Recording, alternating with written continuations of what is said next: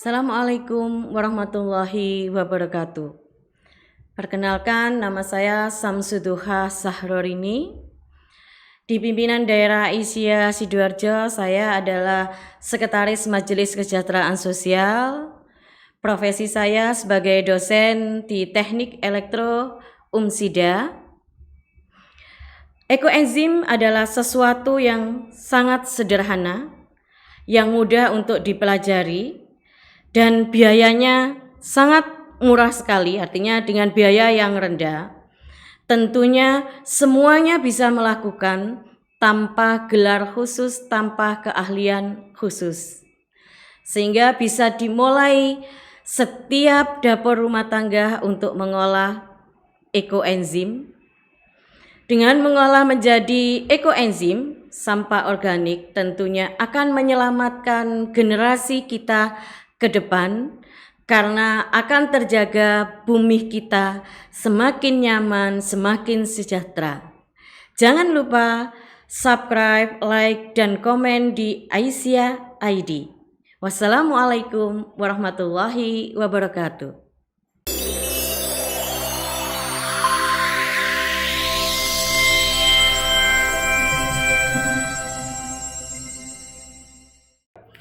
Assalamualaikum warahmatullahi wabarakatuh. Sahabat ICID, untuk siang kali ini ketemu dengan saya Suyina Fiayati dari Majelis MKS dan juga narasumber kita Dr. Samsuduha Sahrorini STMT. Beliau juga dari Majelis MKS, Majelis Kesejahteraan Sosial, beliau sebagai sekretaris. Adapun untuk tempat lahir beliau yaitu di Sidoarjo, untuk pendidikannya di SDN Kalitengah, SMPN 1 Sidoarjo, SMAN 2 Sidoarjo, S1-nya di UMM Universitas Muhammadiyah Malang.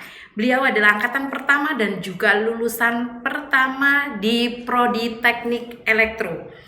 Untuk S2-nya ditempuh di ITS, Teknik Elektro juga, ambil konsentrasinya di sistem pengaturan, dan S3-nya di Universitas Brawijaya mengambil ilmu lingkungan. Profesi beliau, sahabat ID, sebagai dosen DPK Teknik Elektro Saintek UMSIDA. Aktivitas beliau menjabat sebagai Ketua Pusat Studi Lingkungan UMSIDA, dan juga kesibukan beliau di organisasi, dulu pernah di IPM, kemudian di IMM, di Nasyiatul Aisyah, dan sekarang pastinya di pimpinan daerah Aisyah Sidoarjo. Untuk tempat tinggal beliau di Kalitengah, RT 5 RW 1 Tanggulangin Sidoarjo. Beliau juga tetangga saya, begitu sahabat Aisyah ID. Siang kali ini kita akan berbincang mengenai pengolahan sampah organik.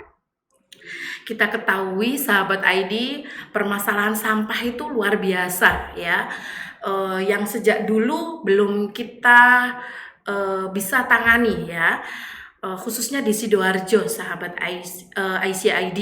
Di Sidoarjo kita ketahui TPA-nya letaknya di Jabon ya. Di Jabon itu sudah berhektar-hektar, bahkan sekarang sudah menggunung, ketinggiannya sampai sekitar 25 meter.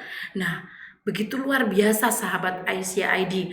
Nah, kita akan berbincang mengenai pengolahan sampah organik. Untuk kali ini kita sapa dulu narasumber kita, yaitu Dr. Samsuduha Sahrorini. Assalamualaikum Bu Rini. Waalaikumsalam warahmatullahi wabarakatuh. Nah, kita panggil Bu Rini aja ya sahabat ICID, untuk nama kerennya Bu Rini gitu. Oke, Bu Rini, kita ketahui ya permasalahan untuk bukan di Sidoarjo saja ya, betul. mengenai sampah. Nah, menurut Bu Rini itu gimana? Oke, tadi sudah dijelaskan oleh Bu Evi ya, gimana permasalahan sampah itu tentunya permasalahan yang tidak ada habisnya untuk dibicarakan gitu ya. Dari dulu sampai sekarang tidak ada henti-hentinya tentang pembahasan masalah pengolahan sampah, TPA begitu, karena setiap kali dibuka lahan penuh, ganti lahan lagi juga penuh. Tentunya hal ini perlu kesadaran ke masyarakat gitu ya. Bagaimana sih tentang pengolahan sampah itu? Kalau kita ngomong tentang sampah gitu ya. Tadi yang sampah di TPA di Jabon itu sudah menggunung gitu ya dengan ketinggian 25 meter. Kalau tingkat kesadaran masyarakat di Sidoarjo masih rendah tentang penanganan pengolahan sampah, ya otomatis nanti dibuka lahan baru akan penuh. Dan kita tahu bahwa sampah itu kan tidak melulu sampah yang dari dapur rumah tangga kita, itu tidak melulu dari sampah organik saja. Tadi sampah itu ada sampah organik dan ada sampah anorganik. Dan tentunya pembelajaran yang pertama gitu ya, penyadaran yang pertama terhadap pengolahan sampah ini adalah pemilahan sampah. Dipilah dulu sampah organik dan sampah anorganik. Betul banget. Lanjut. Jadi seperti itu, Baby. Kan apa sih sampah organik? Sampah organik itu terdiri dari buah dan sayur, kulit buah dan sayur. Sampah anorganik jadi ada kertas, ada plastik. Ada styrofoam, macam-macam. Nah, kayak saya ini permasalahan, saya punya anak kecil Bu Rini. Nah, itu kan Pampers. Nah, itu gimana Bu Rini? Saya juga kadang itu dulu ya waktu tinggal di kampung Bu Rini ya, masih ada lahan di rumah, di belakang rumah itu masih ada lahan, jadi harus ditimbun itu sampah Pampers-nya. Nah, sekarang sudah hijrah, sudah pindah. Nah, itu saya juga agak kesulitan ya untuk buang Pampers itu dulu. Gimana itu Bu Rini? Memang gini ya, sekarang di desa pun lahan juga semakin sempit. Nah, itu Bu Rini. Di desa itu sekarang juga banyak dibangun perumahan, sehingga lahannya kan semakin hilang. Iya, betul. Di desa pun sekarang membuang sampah itu juga diarahkan ke TPA, ke tempat pembuangan sampah. Sampah Pampers ini kan memang salah satu sampah yang tidak bisa didaur ulang begitu ya. Ya memang yang lebih baik adalah tadi ditimbun pun dia tidak bisa karena tidak bisa didaur ulang, tapi bisalah mengurangi untuk pembuangannya. Dibuang di TPA is oke, asal dibungkus dengan baik, tidak dibuangnya tidak dibungkus plastik tapi langsung dibuang ke kali gitu ya, ke sungai gitu kan. Nah, kalau dibuang ke sungai nanti mengalir sampai laut. Sampai laut dimakan ikan. Ikannya makan plastik-plastik tadi. Ikannya kita makan. Jadi tubuh kita juga tidak sehat karena ikannya makan mikroplastik gitu kan. Ada plastiknya yang kemarin-kemarin kan juga ramai tentang hal itu. Dulu di desa itu memang kan sampah kalau dari daun-daun pohon itu kan ditimbun gitu ya. Dan sekarang sampah dari pohon-pohon itu sebenarnya juga bisa diolah. Salah satunya memang ditimbun menjadi kompos nantinya. Tapi kadangkala ya itulah kesadaran masyarakatnya yang perlu dibangun itu. Betul banget, kesadaran masyarakat itulah, apalagi Pampers itu Bu Rini ya. Nah, kalau Pampers itu kebanyakan itu dibuang di kali, katanya itu kalau dibakar, nanti kalau misalnya diikutkan di TPA, nah nanti di TPA itu nyampe di sana itu dibakar. Kalau dibakar itu nanti katanya itu si kecil akan kesakitan. Nah, itu kesadarannya itu loh, memunculkan kesadaran itu yang sulit banget Bu Rini. Ini ya karena ada mitos itu tadi. Iya, kalau kita ngomong mitos gitu ya, mitos bahwa kalau Pampers itu dibakar itu nanti suletan gitu ya, atau timbul bintik-bintik di pantatnya si baby atasnya. Betul. Ya kita sebenarnya kan disampaikan bahwa hal itu tidak berhubungan gitu kan. Tapi ya betul penyadaran kan, tapi ya itu tadi intinya bagaimana kita mulai pemilahan sampah dari masing-masing rumah tangga. Sampah itu tadi tidak hanya organik, tapi juga ada anorganik. Kita pilah dulu sampah plastik, sampah kertas, sampah botol, sampah organik gitu kan. Dari sini, kalau kita ini secara ekonominya juga ada itu. Botol yang kita pisah-pisah. Botol yang kita pisah-pisah itu nanti bisa dijual lagi untuk diolah lagi kan gitu. Botol kaca juga demikian bisa, kertas juga bisa dijual. Kardus-kardus itu kan termasuk kertas. Nah, pemilahan sampah inilah yang pertama kali disadarkan kepada masyarakat. Baru nanti masuklah tadi ada sampah anorganik. Sampah organik dari sisa sayur dan buah diolah lagi, itu nanti akan menjadi apa yang disebut sekarang lagi rame itu ekoenzim. Ekoenzim. Nah, apa itu ekoenzim? Perlu dijelaskan itu Bu Rini kepada sahabat Aisyah ID, penting banget itu. Apa itu ekoenzim Bu Rini? Nah, oke, sahabat Aisyah ID, tadi kita ngomong bahwa sampah itu tidak hanya sampah organik dan anorganik. Di mana sampah itu ada setiap rumah tangga, setiap rumah gitu kan. Kita tahu bahwa sebagian besar sampah kita itu 60% dari sampah itu adalah 60%-nya sampah organik. Bisa dibayangkan 60% sampah organik, setiap rumah nanti per orang berapa sampah yang dihasilkan gitu ya. Katakan 2,4 kilo sehari dihasilkan dari masing-masing orang gitu ya. Kita kalikan saja 60% dikali 2,4 dikali sebanyak 270 juta manusia di Indonesia. Maka kita tahu di situ berapa persen sampah organiknya. Begitu. Kalau kita perhitungan seperti itu loh ya. Yeah. Nah, karena 60% dari setiap sampah itu adalah sampah organik, sehingga kalau dibuang begitu saja ke TPA, sampah organik ini menimbulkan amonia, ya. CH4. Lah kalau di situ kan menimbulkan bau yang luar biasa. Kan tetapi kalau sahabat Aisyah ID bisa mengolahnya menjadi sebuah ekoenzim, maka ekoenzim itu adalah sebuah cairan ajaib gitu ya, yang mengandung sejuta manfaat. Apa itu manfaatnya Bu Rini? Bagi khususnya ibu rumah tangga, kan katanya tadi dimulai dari dapur kita ya. Dari dapur kita sendiri sahabat Aisyah ID. Nah, manfaatnya apa saja? Itu Bu Rini. Oh ya, oke, sejuta manfaat gitu ya. Manfaatnya banyak sekali. Ini sebuah contoh cairan ekoenzim, cairan ajaib dengan sejuta manfaat tadi gitu ya. Kalau ini kita pergunakan salah satu contoh aja.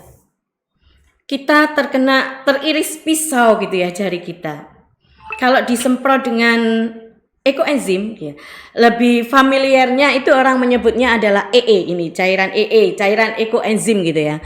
Kita spray di situ, maka lukanya akan cepat menutup, cepat kering. Itu salah satu contoh kalau berhubungan dengan luka begitu ya. Cairan ini bisa untuk digunakan ngepel lantai, maka akan semakin peret. Kalau bahasa Jawanya peret apa ya? Bakterinya nanti juga bisa, karena cairan ini mengandung alkohol, asam asetat. Ekoenzim itu sampah organik yang difermentasi selama 90 hari. 90 hari. 90 hari. Nah, ini cairannya itu didapat dari Pengolahan sampah organik sampah dari organik, kulit buah, kulit sayur. Itu. Tentunya kulit buah dan kulit sayur yang tidak busuk. Kalau tidak busuk itu kan ada bakteri yang mengikutinya. Kalau kita fermentasi maka ada ulatnya, ada belatungnya.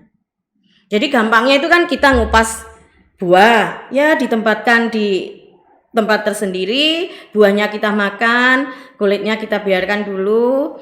Soalnya kita kalau sayur itu kan ada bagian yang tidak dipakai gitu ya.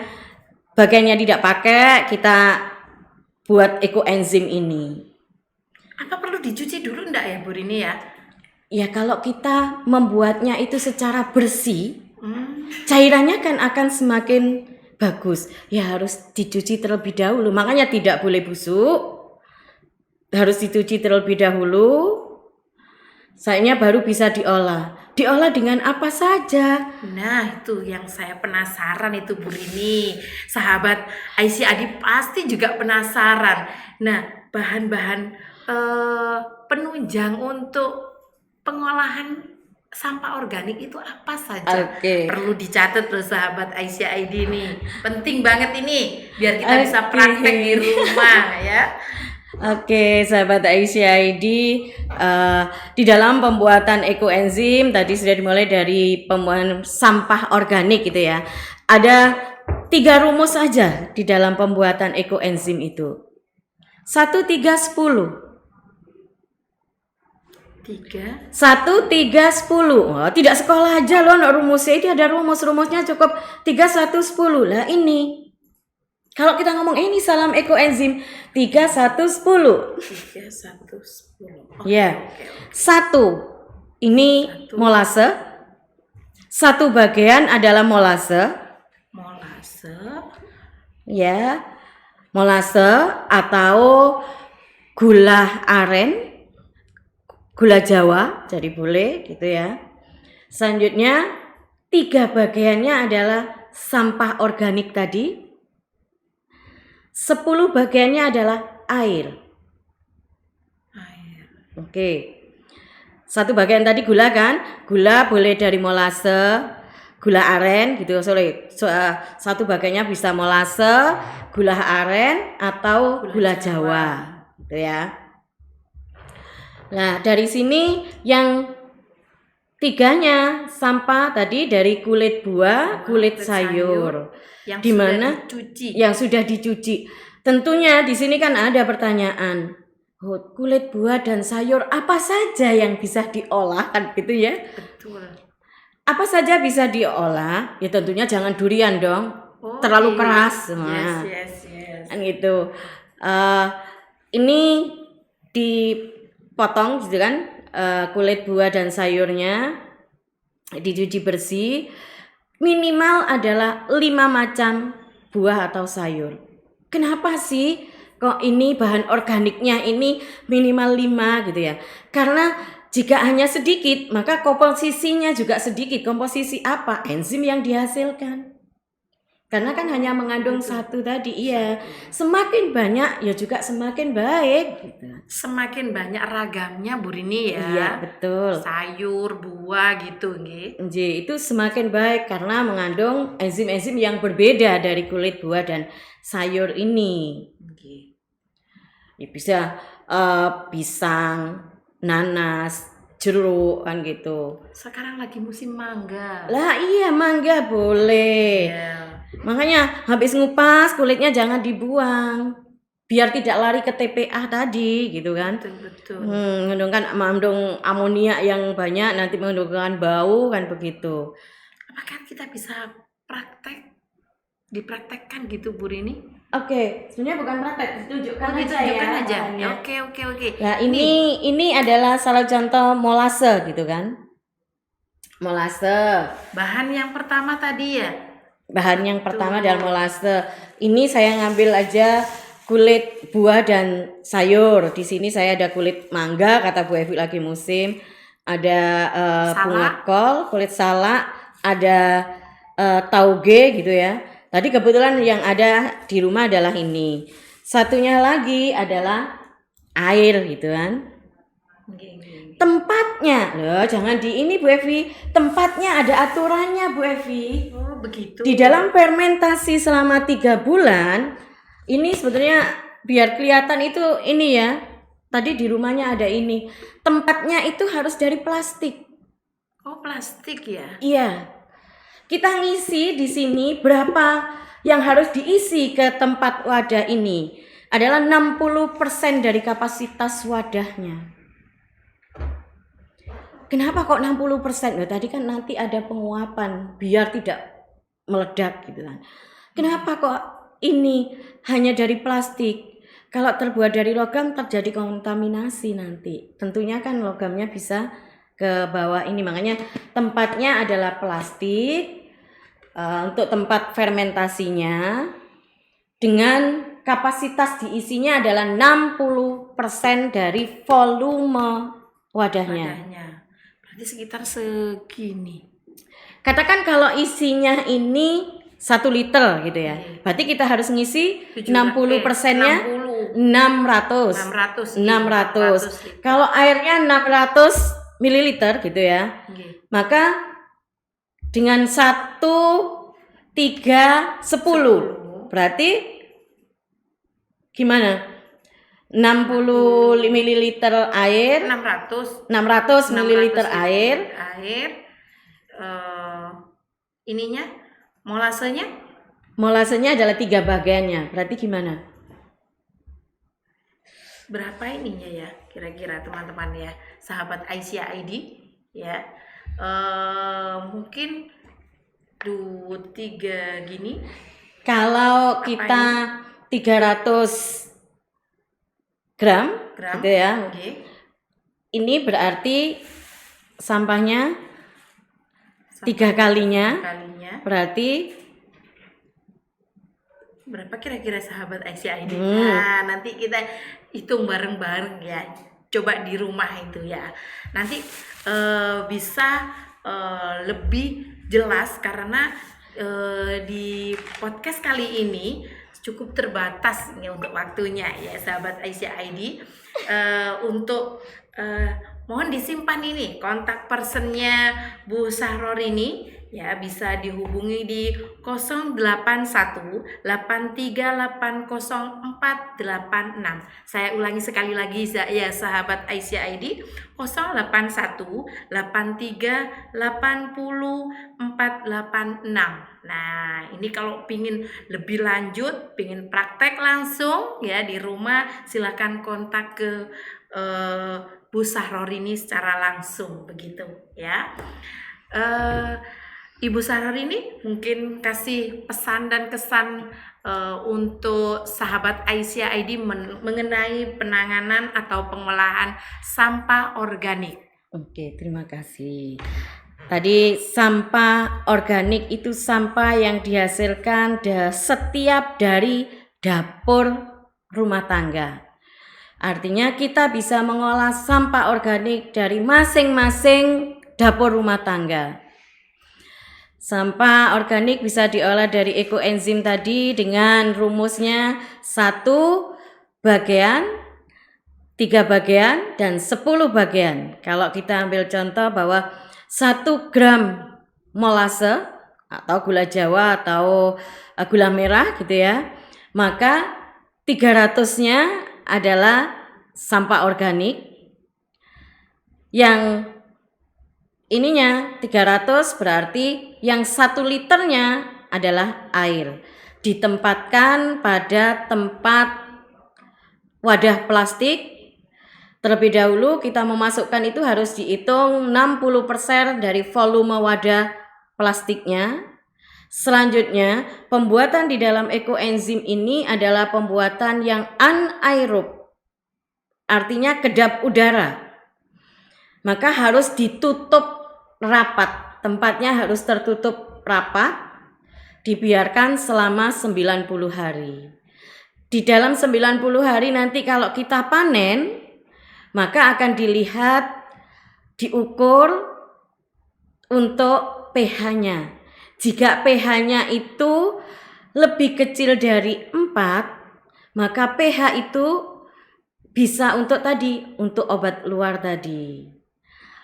Untuk ngepel bisa, untuk campuran air sabun mandi bisa, untuk keramas bisa, atau dimasukkan di dalam humidifier untuk dihirup biar udara di kamar kita itu semakin bagus karena semakin mengandung fresh. Ya, karena ada oksigen yang dikeluarkan. Itu Bu Evi. Jadi itu manfaat yang digunakan. Soalnya dari ekoenzim ini nanti tidak ada kedaluarsanya. Cairan ini tidak ada kedaluarsanya. Jadi usianya berapapun bisa digunakan. Cuma nanti kalau ini bisa diaktifkan kembali dengan cara dikasih cairan ini molasenya.